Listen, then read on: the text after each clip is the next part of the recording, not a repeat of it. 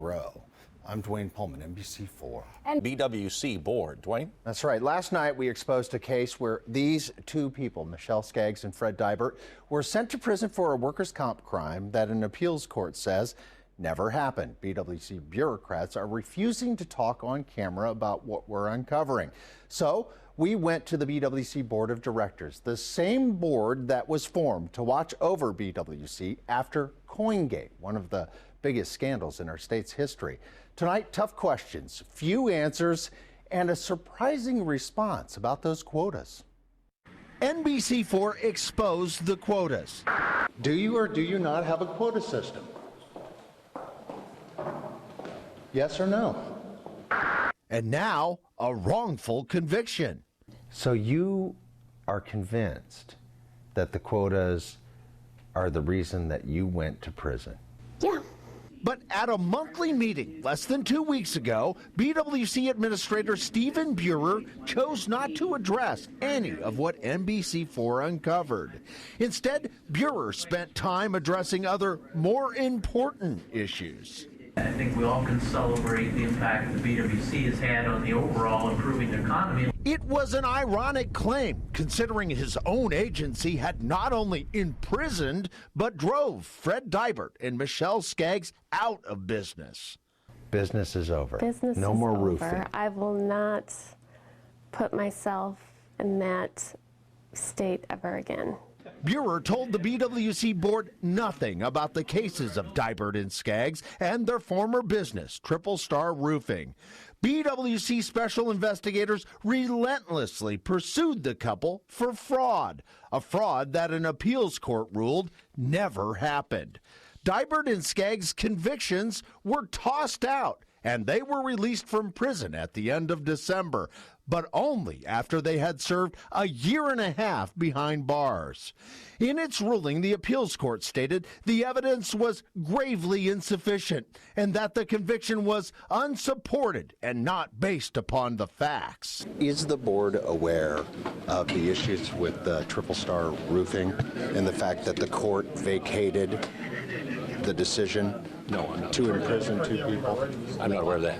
After the meeting, Chan Cochran, who heads the governance committee, told me he was not only not aware of that case, he was unaware of conviction quotas NBC4 uncovered. I mean, does it concern you? I don't want to. I'm just trying to talk to you as a human being. I haven't seen it. Okay. I have no basis Well, you've had to be concerned or be not though. to be concerned. Have you not had discussions? No. The board didn't have any discussion about the issue of quotas? That has never come before the board? Not that I'm aware of. But at a meeting in November, another board member, Dewey Stokes, told us BWC's board had discussed quotas. The board discussed those things, but After this meeting, Stokes, a former Columbus police officer and former national president of the Fraternal Order of Police, made it clear what he thinks about investigative quotas. you know how I feel about quotas. Right. You don't have quotas, It's just wrong for an investigative agency, correct? You don't have quotas. You have investigations, and the investigations lead you to the outcome, factual outcomes. They're called goals, but they're clear quotas. No matter how you camouflage an issue, quotas are not good. And that's my opinion, and it doesn't deal necessarily with BWC. It's quotas in my previous life. Right. While Stokes admits the board knows about those quotas, the board and BWC have done nothing to stop them. You don't have quotas. Okay, so why are we not discussing this as a board? Well, I don't know if there's not been a presentation prepared for the board to present to the board over this issue. Instead, the board defers questions about quotas and just about everything else, including the wrongful convictions we uncovered, to Stephen Buehrer, an administrator who's supposed to answer to the board. I mean, this was the BWC that did this. They sent people, two of them, to prison. Well, I'm sure that Steve is looking at that. I mean, there's no way. He's too competent to not be looking at those issues. But doesn't it concern you that it's not being presented in a board fashion? Yeah, I'm sorry. If you submit any questions you have to me in writing, I will be happy to respond to. And we did send questions in writing, and we just got a response as to why the administrator chose not to inform his board about that big case that tossed out BWC's conviction of Dibert and Skaggs. BWC reminding us the administrator's reports are general and that, quote, the administrator's update to the board did not include an update after the Triple Star roofing case was vacated, just as he gave no update when a jury originally found both Dibert and Skaggs guilty of workers' compensation fraud. Tomorrow, we focus on the head of BWC's Special Investigations. At the center of this push to prosecute, for years she's claimed she has a college degree in criminal justice. NBC4 investigated and found something else. Our NBC4 investigation push to prosecute continues tomorrow on NBC4 at 6. I'm Dwayne Pullman. I'll see you then. Thank you, Dwayne. NBC4 dedicated to investigating fraud, waste, and abuse. You can call our team at 844-TIP-NBC4.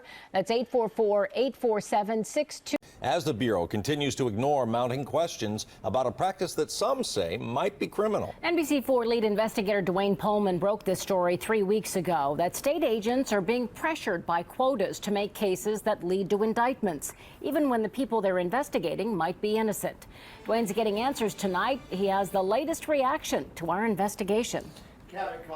You can now add an Ohio Supreme Court justice to the growing chorus of highly respected legal experts who are now calling for an investigation of BWC's Special Investigations Department following our NBC4 investigation. In our original investigation, former Ohio Attorney General Jim Petro told us what we uncovered warranted a criminal investigation. Now, current Ohio Supreme Court Justice Paul Pfeiffer tells NBC4 someone clearly needs to be investigating what we found. I assume, I've seen some of your reporting, I assume somebody's, that task is already underway. I'd be real surprised if there weren't some people in real tenuous positions at this point in terms of their future employment. But those quotas, from the number of surveillances to the number of indictments that NBC4 proved, are not yet officially being investigated by anyone. No one from the Ohio Inspector General's office will confirm whether they're looking into the quotas, and claims that investigators were being pressured to make cases. Today, at the BWC board meeting, BWC Administrator Stephen Buehrer and board members could not move fast enough to get away from me and my questions. Is the board going to take on the issues that we raised about the quota system? Are you guys going to look at that? Are we going to look at what now? The quota system by the Special Investigations Department. Are you concerned about that at all? The board discussed those things, but the administrator gives direction to that. And, okay, where are we with that? He would be the one to respond to those questions. Well, you went around the back, so what do you know? That's where I'm going. Yeah. Around the back. Yeah. Are you concerned about it? Mr. Stokes, are you concerned about it? Are you concerned about the issues that are raised about the I'm sorry, I'm late for a thing we're doing right now. Quick question. Can't right at the moment. Nothing, no concern at all? All right, Director. So it's very clear, no one at the BWC wants to answer any questions about these quotas, but there are many important people who are paying attention to what we uncovered, and some of them are actually talking to us. We'll continue digging in and asking questions. It is interesting that Judge Pfeiffer there said that he'd be surprised if there isn't some investigation. Could there be a federal investigation? Well, that's a good question. In these kinds of matters, the Justice Department often defers to the state first. In this case, the Inspector General will be that one, but at the center of what we uncovered are allegations that people were denied basic constitutional rights, that is, due process. That alone could allow federal agencies to intervene here. Plus, there could be lawsuits filed in federal court on that basis. We're paying attention to all of it. It's not moving very quickly, at least publicly, but we are hearing some that people want it investigated. All right, thank you so much, Dwayne. And Dwayne has been investigating the Bureau of Workers' Compensation. You can see past stories on NBC4i.com. Click on the Investigate.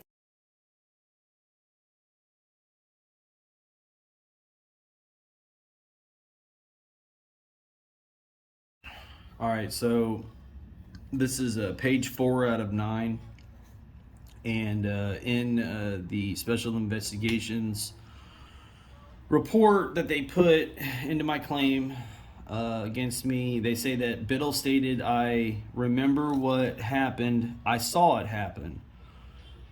Then he said Bearden had not only provided the date of the incident, but also wrote the statement for him. Biddle stated that he reviewed the statement and agreed upon the content. Okay. I'm going to show you this statement. All right. So this is originally what we turned in. And this time by this point, I had learned about notaries, but yet I still screwed it. We still screwed it up. I asked him to write out the statement, right? Well, he, signed and dated it or whatever. We go up to have this thing notarized because we both are there, right? At this,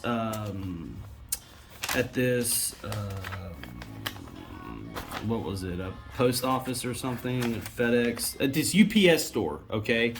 We get there and we have this and we're like, look, I need to get this notarized. We're both, and he's like, yeah, I can't do it because it's something about like he had already signed it or something. Anyways, the guy wouldn't notarize it, So I'm 0 for 2. If you need something notarized, do not come to me. I will find a way to screw it up. So, which by the way, this is not my handwriting. I am not paying another handwriting specialist to prove it either. So I was like, Roger that. He went back. It was during his lunch break. So he went back to work. We ended up meeting on a separate day where I asked him, I said, because I asked the guy, the UPS store, I'm like, what do we need? And he goes, look, type it out, but don't sign it, okay? Come back up here, sign it in front of me, and then I'll notarize it, right? Roger that. So I asked him to do that, and he did. It took a while, but whatever.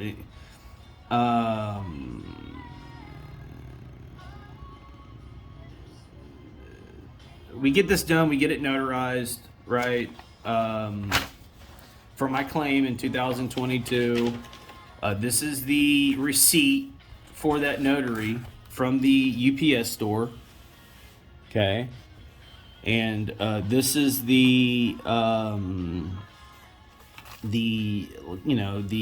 UPS location, I guess. Sorry, my little sticker fell off. Anyways, this is a statement because I went to Sean, once I had the special investigations report, I went back to Sean and I'm like, dude, did you say this to that, to that lady, right? Because it's like, dude, clearly, you wrote that shit, man. Like it, once again, right?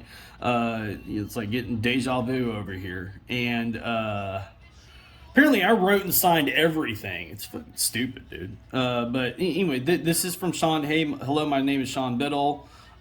Special Agent Kelly Anderson came to my residence in Sydney, Ohio, and questioned me about Cole Bearden's injury in Sydney, Ohio, while we worked for M&W Contractors. I did not tell her that Cole Bearden wrote my statement. An eyewitness account of his injury I witnessed. I provided the statement because I watched him get hurt late October of 2021. Thank you. Any questions? Contact me. And this is his number and his signature. But so I had him basically write another statement for me now. Which it was a nightmare because he works nights now. His newest job, he works nights. Oh, it was a complete nightmare trying to. Once he agreed to write another statement for me, but he did, and because it's the right thing to do. But so this is a statement contracting, Kelly Anderson's statement. And, I question the validity of a lot of this trash. It's just, if we're going to deal in truths, it's like a lot of my medical records, a lot of my legal records, a lot of the, reports that from the Industrial Commission, a lot of it would just be blank paper. I mean, it's just like, I'm not even lying. Like, this is crazy. This is insane what these people go through to suppress these claims. It's stupid. This is Les Walker's statement.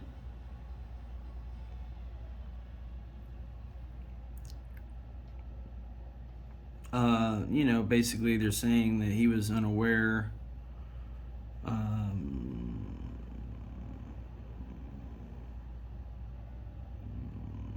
Okay, well, Hamilton recalled Bearden missed one day of work and reported that he had gone to the Veterans Administration for a medical appointment. Wow. Thank you, Misty. Which, by the way, whenever this all took place, these statements right here took place in 2023. And if you were like any kind of,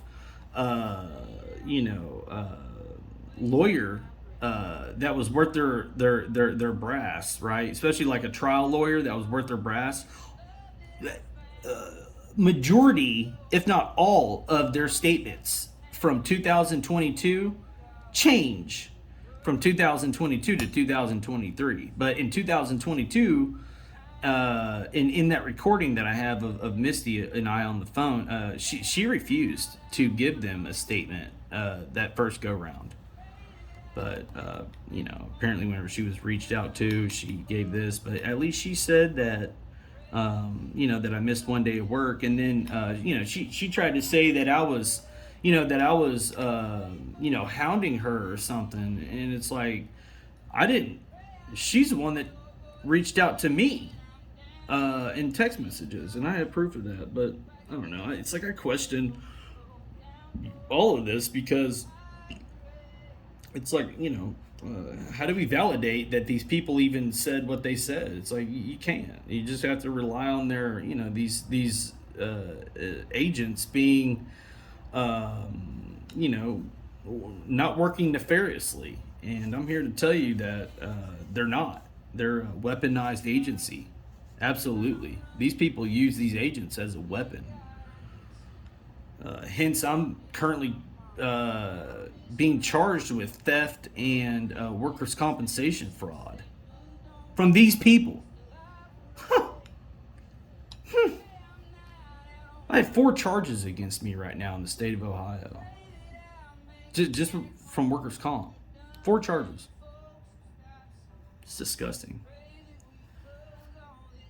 Cunningham recalled that Bearden received treatment at the Veterans Administration and questioned why Bearden would file a claim if he was already being taken care of. Well, yeah. You guys let me go there because you failed to accommodate me, and I didn't freaking know any better. I thought that this was I just thought that this was weird. This kind of cracks me up, actually. So this is a deal from Les Walker with Kelly Anderson. It was a 2-minute conversation, apparently. But, like I said, you can pause this and read it if you want, by all means. But I'm just going to skip down to the bottom. It says, Special Agent Anderson asked Les Walker, my first foreman, the one that was my foreman whenever I was injured, that I did report to the following day. Asked Walker if he was aware of any back pain Bearden might have related to military service. And Walker stated he was not. So she asked him if I had any back pain related to the military, and he said that he was not aware of any. That's actually a true statement. Thank you, Les. But this last sentence kind of cracks me up. He said he noted that complaints of back pain were common and that he himself had back pain. This is fucking stupid, man. I'll read that again. He noted that complaints of back pain were common and that he himself had back pain. Well, brother, I suggest you not file your claim in the state of Ohio. Oh man, this is rough. So this is mine. This is the only conversation that I had with the agents whenever they booked and rejected 2 in-person statements and then rejected me once I went up to the office. They called the police. I mean, I wasn't being irate or nothing. I was just sitting there because I was adamant to meet with these people, and these cowards called the sheriff's department and had me leave the hearing office. I didn't even do anything wrong, man. I knew better than to go into there and act a fool, you know? But anyways, I'll just go over this. Like I said, you're more than welcome to pause it and read it if you want. It's sad. This is hard. This is a bad one. Bearden stated that he had not heard anything from the agent during that time. I didn't. I must have sent, oh my God, amount of text messages and emails never to be replied back with. Bearden stated, I'm begging y'all to please give me a fair shot here, in that he should have the right to clear up any discrepancies noted in the conversation. He said he wanted a fair opportunity to provide answers regarding the allegations he was making. Bearden said he had not received a fair shake, even though all the documentation had been reviewed by both Special Agent Anderson and the Industrial Commission. Bearden stated that there were unanswered questions and that it was critical that he prove all the facts to the agent. He again noted that he had only dealt in the truth and wanted an opportunity to sit down with the agents. She noted there was no way to prove the discrepancies Bearden alleged with the payroll documentation. I beg to differ. It's called math. Special Agent in Charge Fox again advised that the agents were not going to meet with Bearden, which Bearden stated was totally messed up. It is fucking messed up. Bearden stated that these individuals acted in bad faith. Bearden stated, y'all were really hurting me now. In that Special Agent in Charge Fox notated that the agents had taken the time to meet with him on this date. They didn't meet me anywhere. They called me on the phone randomly and said, this is your chance to talk to us. And I'm begging them to meet with me. They didn't meet me anywhere. They freaking called me over the phone. Let's be real. On a random date. Randomly. I just got a phone call from them. Like no preparation, no nothing, you know. Swear to God. Bearden repeatedly stated that he wanted to meet in person. Special Agent Fox stated this would not happen and again directed Bearden to not send any further documentation to Special Agent Anderson. Bearden stated that he did not feel the agents really cared about him and that was cruel of them not to meet with him in person. Oh man, this is rough. He asked Special Agent in Charge Fox for a good reason not to meet with him and was advised that it was not going to happen. Special Agent in Charge Fox then asked Bearden if he needed information on resources. Bearden stated that he did not. He repeatedly said he did not understand why the agents were not meeting with him in person. Special Agent in Charge Fox advised Bearden that the report attached information would be in the claim file by Thursday of May 25th of 2023, which did not happen. They put this in fact, you can see it right here, on June 6th of 2023. So he was only off by a couple weeks. Oh yeah, my last hearing was on the 13th or the 12th or something, right around there.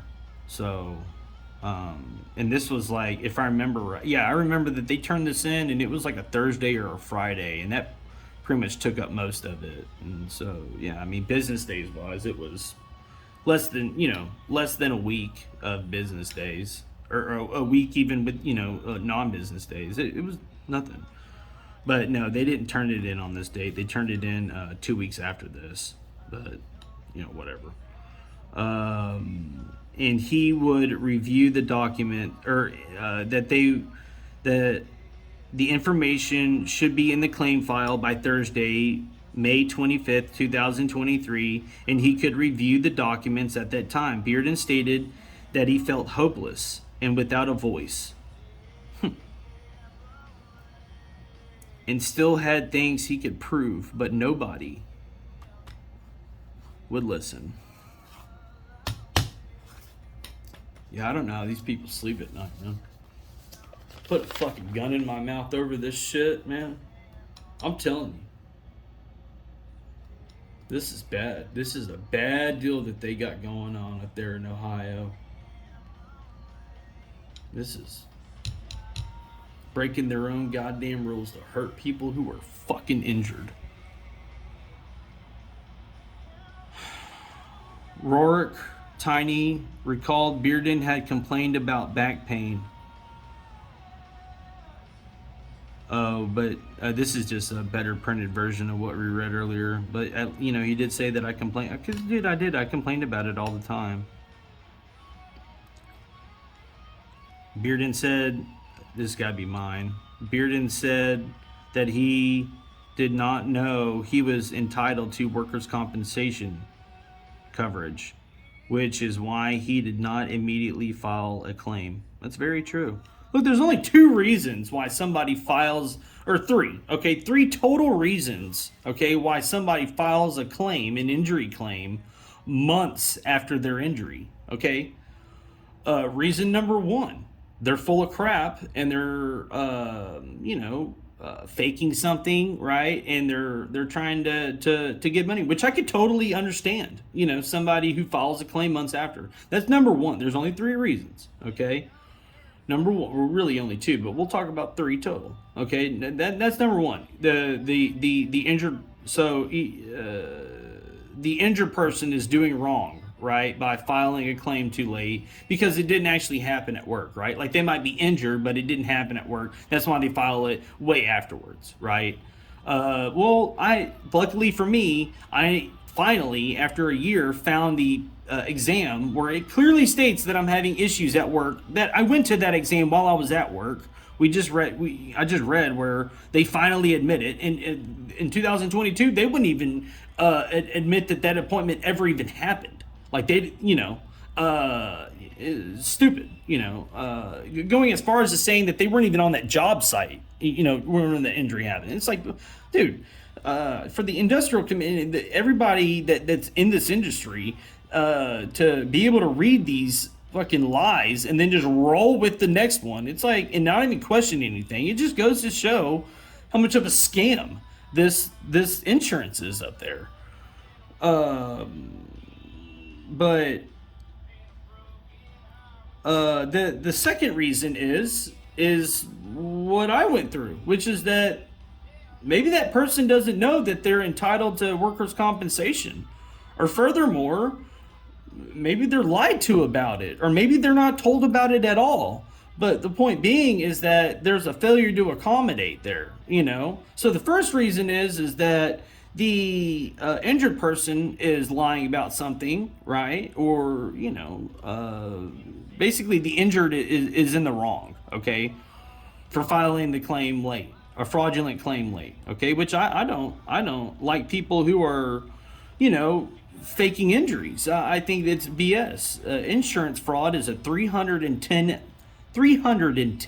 billion a year business, okay? It's trash. It's totally, it's terrible.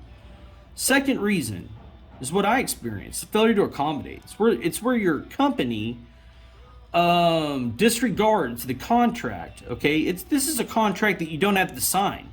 This is a rule. This is a law.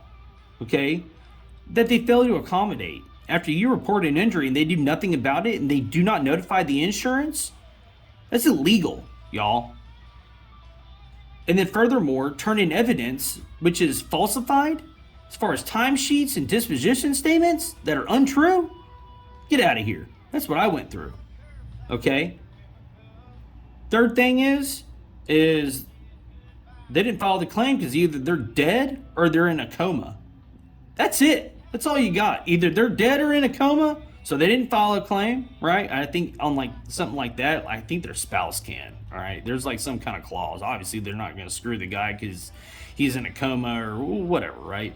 But either he's died and he can't physically move or, whatever, or he's in a coma from his accident, or he went through bad faith. And then lastly, to revert back from the beginning, or the injured worker's lying, Well, I guarantee you that their entire, argument was hinging on, me falsifying those notary things that I turned into the goddamn VA. It's stupid.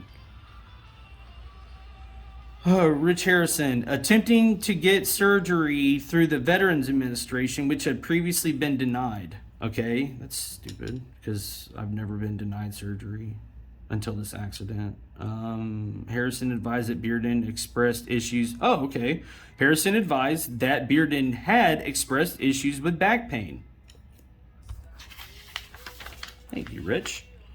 Okay, so this is Rich's thing. Harrison said that Bearden told him he was trying to get surgery approved through the Veterans Administration, which had previously been denied. Well, whenever I sent Misty the appointment for December 9th of 2021 while I was still working for M&W, right here, if I was trying to get back surgery or whatever, why would I tell her VA back appointment, praying I do not need surgery? That's kind of contradicting, right? I'll say that again. I sent her the appointment details at 2:43 p.m. 1 minute later, I say VA back appointment, praying I do not need surgery. Put that to rest. Oh, dude, look, this is Sean Owens. This is the guy that I lifted the deal off of his hand. Okay, this is it. Hey man, sorry. Shit coverage drives me mad. Hit me up. Because he called me and I missed his phone call. Man, where I was out over there homeless in Gomer for a while, there was no service out there. You're hard to get a hold of. It took me like weeks to get this from him. I said, hey Sean, you said your fingers still bother you. So this guy got stitches and then came back like the next day. It's called permanent disability. Dude, I'll never forget. That shit was crazy. At least your boy ain't gonna bail when shit goes down. I'll never forget screaming like a damn girl lifting that effing sweep arm.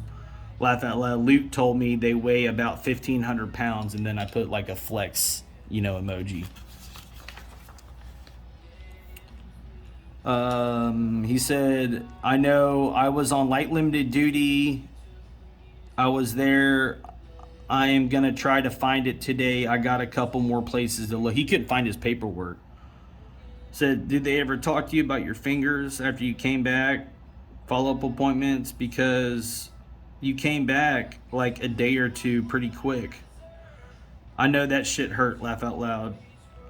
I came back the same day. I took off work the next day, but then came right back. Stitches and all.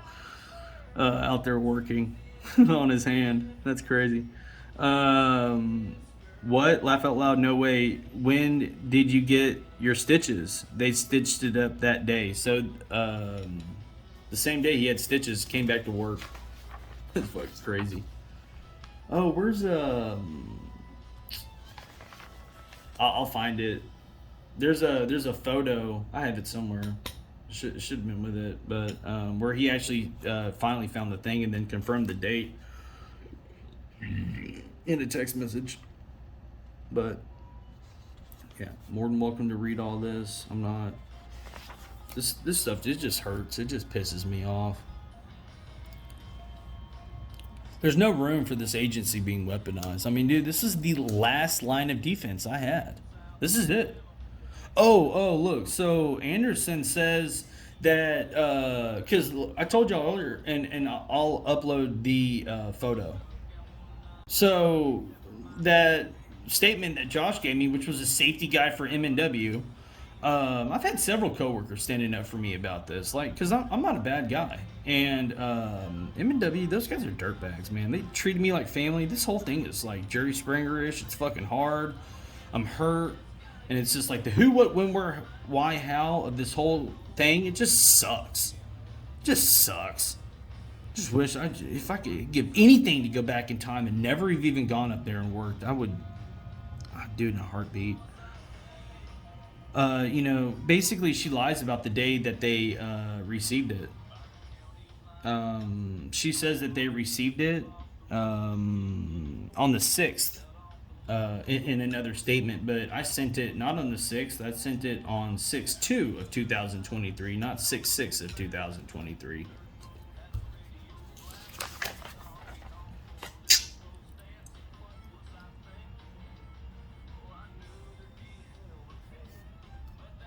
More than welcome to read this. I'm not going to read this trash.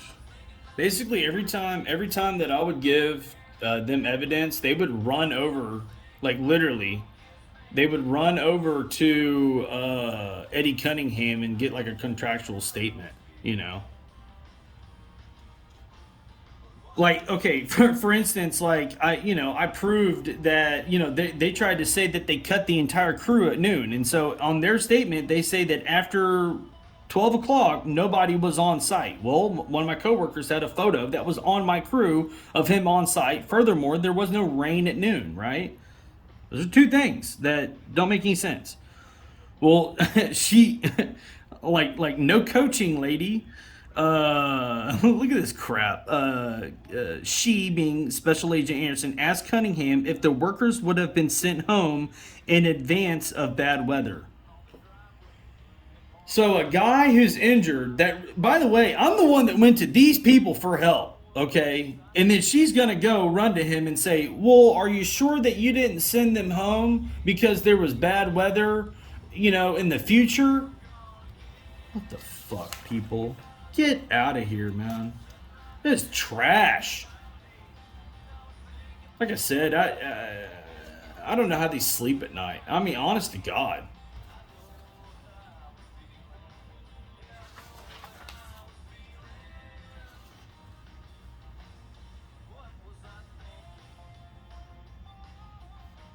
We're welcome to pause this and read it. I'm not going to go through it, but here we'll end this abortion of a botched, grossly disgusting investigation that the Special Investigations Unit, if they had any morale or values associated with that badge and that unit, investigation unit, they would be shameful of themselves for putting this report together and then having the nerve to put it into my claim right before my last hearing.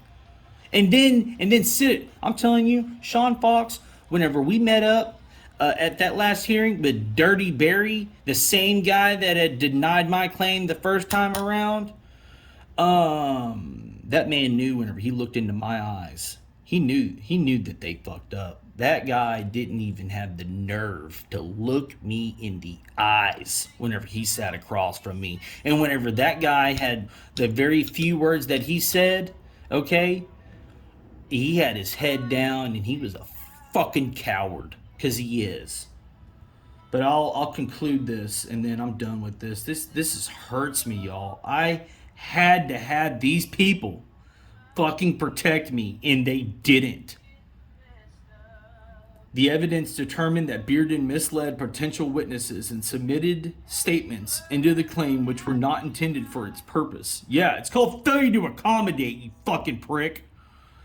In addition, the evidence showed that Bearden submitted documents into the claim with falsified notary signatures and stamps. That's not true. Ask Wendy Carlson, you fucking ass.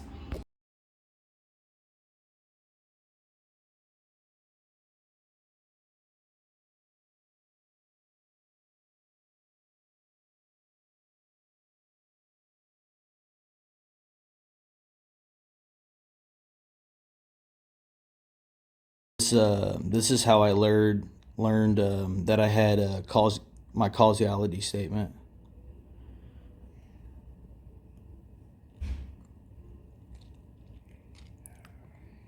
Like, I don't know if this is normal, but every single PDF in my claim file is named this. Every single one. They're all not like different. It's the same PDF. Where am I going? This is how I learned. Look at this.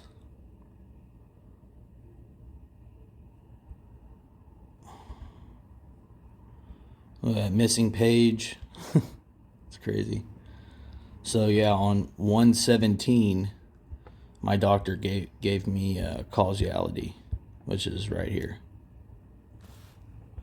Evaluation.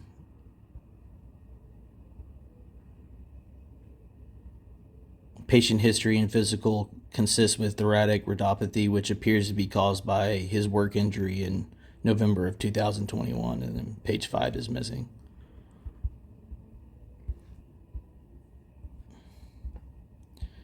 Thanks a lot, Sedgwick. Thanks a lot, Industrial Commission of Ohio.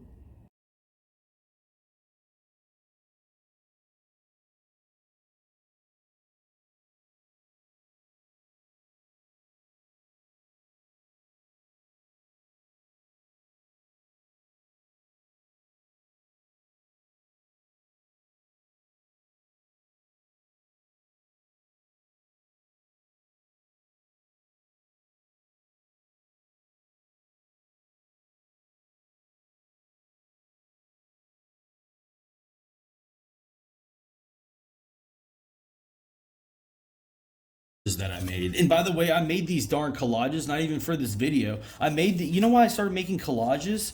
Because whenever I was sending like I would send, you know, like this you know, statement, right? This disposition paper with all these printed out, right? I'd send like, so it'd be like 1, 2, 3, 4. I'd send like 5 faxes, right?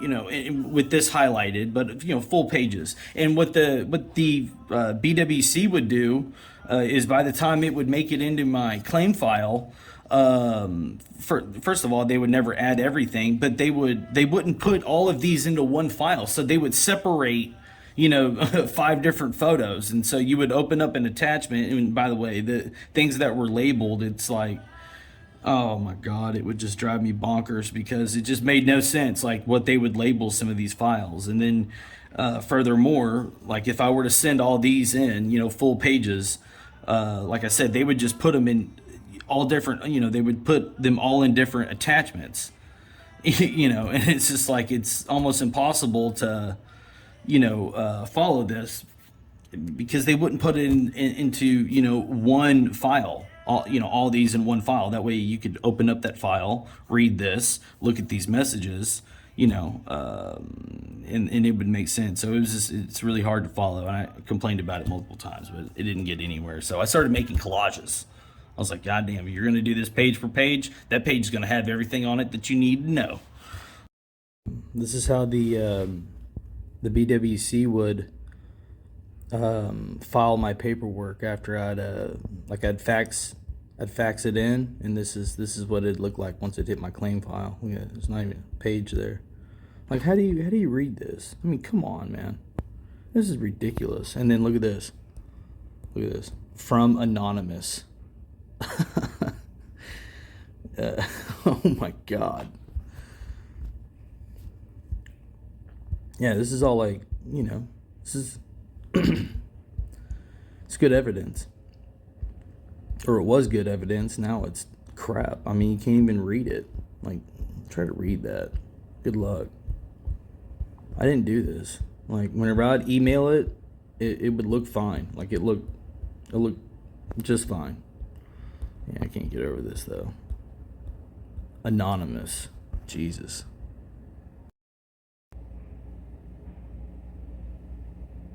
Let's go to this medical release. This is terrible. Absolutely terrible.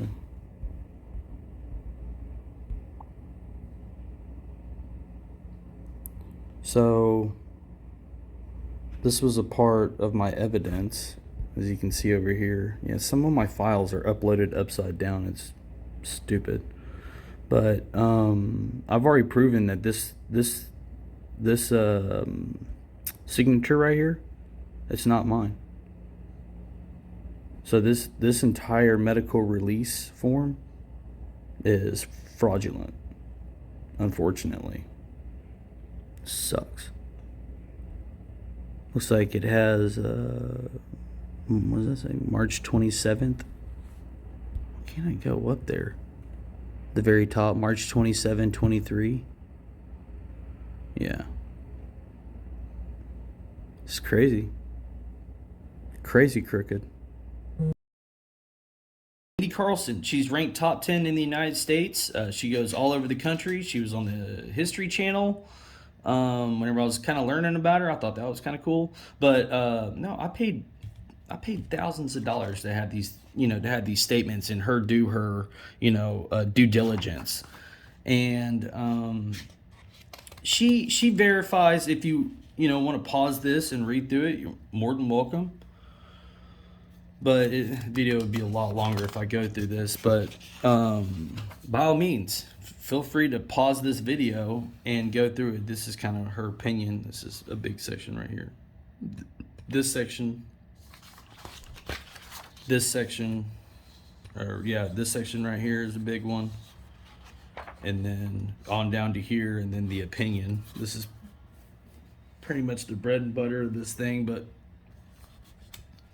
she verifies that that I did not write out these notary stamps.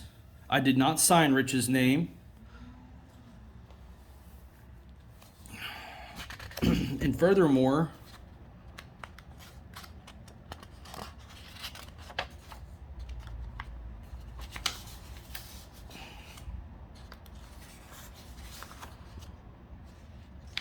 in fact, this is the guy that got me to that I knew that got me that knew Becky. This is my old look.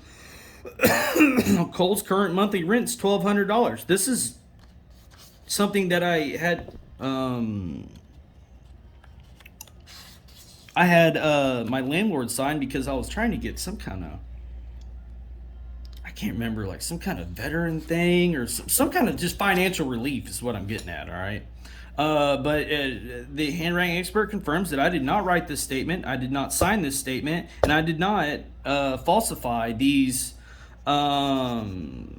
notaries. Okay. And this is where we go down the rabbit hole where it's like, this is where it's like, it's unbelievable what I was subjected to. Like, whenever I think about my experience these past 2 years and like what I've been through physically, emotionally, I mean, I'm a completely different person. And I'm saying that in a sense of like, with no benefit. I am completely different than what I was before my injury. I mean, like, look, whenever I was stressed out before this, right? Some guys go to the gym, some guys, go fishing or whatever. You know what I used to do whenever I was stressed out? I used to go to these dance halls around Cypress and around Houston and go dancing. Okay, and I was in fact, I was before this, I didn't like to be alone. Now I prefer it. I go weeks on end without talking to any of my friends or family, okay, nowadays. And as far as the dancing, I haven't danced in years. I don't even like to walk anymore because my feet are killing me from this pinched nerve that I've got. It's ridiculous. These people have taken away everything, and I don't like who I am now. Absolutely not. I was a go-getter before this, and it's like my mind is my mind is still there, but my body's not, and adjusting to that is super hard for not for anybody that has to go through something like this. I mean, this sucks. These people could have just fixed me, and I'd have been along my way. But this is from my lawyer, and what my law firm Whenever I tell you I've been through some illegal stuff, I mean it. My law firm decided to backdate our agreement, and in this new agreement that I did not sign. I did not sign this. This signature right here. This is not my signature, and I've been saying it for the longest time. This is not me. This is not how I sign my name. Okay, Cole with the letter B. Try again, man.